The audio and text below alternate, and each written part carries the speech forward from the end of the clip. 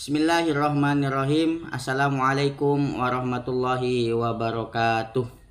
Alhamdulillah, segala puji bagi Allah Subhanahu wa Ta'ala yang telah memberikan kita nikmat iman, nikmat Islam, serta nikmat kesempatan untuk terus belajar dan memperbaiki diri. Sholawat serta salam semoga selalu tercurah kepada junjungan kita Nabi Agung Nabi Muhammad Sallallahu Alaihi Wasallam, kepada sahabat, kepada keluarga, dan kita semua sebagai umatnya. Saudara-saudaraku yang berbahagia, selamat datang di channel Firman Filani, tempat kita belajar bersama membaca Al-Quran, memperbaiki tajwid, dan menumbuhkan cinta pada kalamullah. Marilah kita jadikan waktu ini sebagai ladang pahala dan sarana untuk mendekatkan diri kepada Allah Subhanahu wa Ta'ala. Nah, di pembahasan yang pertama ini kita akan membahas dan belajar ilmu tajwid. Siapa di sini yang belum pernah belajar ilmu tajwid atau pernah belajar tapi sudah lupa? Nah, di sini mari kita belajar bersama ya untuk menambah ilmu dalam membaca Al-Qur'an. Namun sebelum kita masuk dalam pembahasan, alangkah baiknya kita paham terlebih dahulu apa itu ilmu tajwid. Ilmu tajwid adalah ilmu yang mempelajari tentang tata cara membaca Al-Quran dengan baik dan benar, sesuai dengan kaidah dan aturan-aturan yang telah ditetapkan, agar bacaan Al-Quran kita menjadi lebih sempurna dan indah. Bisa dipahami ya teman-teman. Nah, baiklah, langsung saja kita mulai dari bab 1, yaitu bab tentang nun mati atau nun sukun serta tanwin ya, untuk bertemu dengan huruf hijaiyah. Baiklah teman-teman, untuk pembelajaran bab 1 kita akan membahas tentang nun sukun dan tanwin apabila bertemu dengan huruf hijaiyah.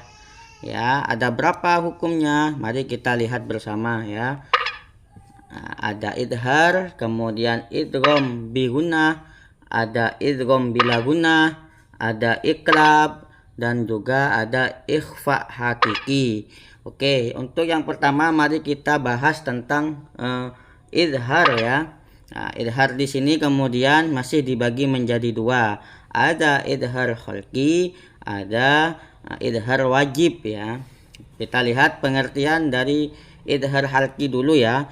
Yang pertama, idhar artinya terang atau jelas ya. Sedangkan khalqi artinya tenggorokan ya. Idhar khalqi ialah mengeluarkan bunyi lafal atau suara dari tenggorokan dan dibaca dengan jelas tanpa dengung ya, atau tidak dengung. Nah, kemudian hukum bacaannya apabila ada nun sukun atau tanwin bertemu dengan salah satu huruf, yaitu ada hamzah, ada ha, kemudian ada ain, ada ghain, kemudian ada ha, dan yang terakhir adalah kho ya. Kemudian bagaimana cara membacanya? Cara membacanya adalah nun sukun bertemu dengan hamzah misalnya. Nah, ini cara membacanya harus dibaca in ana dengan jelas. Tidak boleh dibaca dengung. Contohnya ing ana, tidak boleh. Jadi teman-teman ketika membaca harus jelas ya. Ketika nun sukun atau tanwin bertemu dengan huruf yang disebutkan tadi ya. Jadi ini hanya contoh dibaca in ana. Nah, ini sedangkan kita coba lihat contohnya ya. Ini yang berwarna merah ini ya, nun mati bertemu dengan hamzah. Jadi cara membacanya man a'to, man a'to, man a'to, seperti itu. Kemudian yang kedua bertemu dengan huruf ha ya, yan ha, nggak boleh dibaca yan ha gitu. Jadi cara membacanya adalah yan ha. Oke.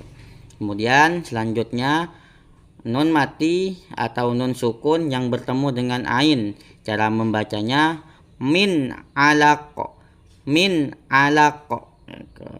Kemudian nun sukun yang bertemu dengan ghain, min ghillin, seperti itu ya cara membacanya. Kemudian nun mati yang bertemu dengan huruf ha, yanhituna, seperti itu cara membacanya. Kemudian selanjutnya min khaufin. Nah, itu nun mati yang bertemu dengan huruf kha. Begitu pula ketika ada tanwin yang bertemu dengan salah satu huruf idhar tersebut, maka juga harus dibaca terang atau jelas ya. Ini contohnya salamun hiya, cara membacanya seperti itu. Di harokat mimnya itu adalah dhammatain ya, termasuk tanwin yang bertemu dengan huruf ha, maka harus dibaca jelas atau terang, salamun hiya. Kemudian contoh yang selanjutnya ajrun ghairu, cara membacanya seperti itu. Oke teman-teman, kita akan masuk ke pembelajaran yang kedua, yaitu tentang idhar wajib ya. Coba kita lihat idhar wajib ya. Pengertian: idhar artinya terang atau jelas, sedangkan wajib artinya harus. Kalau digabungkan, idhar wajib adalah harus mengeluarkan huruf dengan jelas dan tidak dengung ya.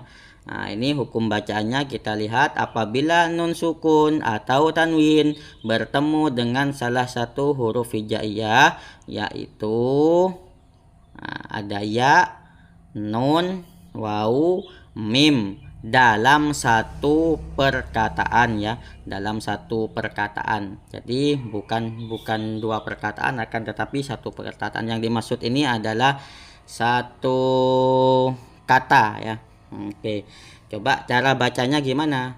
Tidak disuarakan dengan mendengung, namun harus dibaca dengan jelas dan terang. Perbedaan hukum bacaan idhar wajib dengan idgham bigunah terdapat pada kalimatnya. Oke, contohnya fid dunya,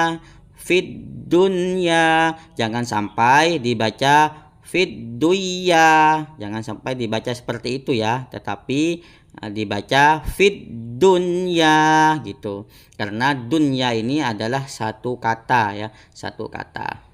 Kemudian contoh selanjutnya ialah kinwanun, jangan sampai dibaca kiwanun. Nah, itu keliru ya. Yang benar adalah harus jelas dan kemudian terang, kinwanun. Kemudian yang contoh selanjutnya adalah nun mati dengan wawu ya, nun sukun dengan wawu ini, sinwanun. Cara membacanya sinwanun, jangan sampai dibaca siwanun gitu ya teman-teman.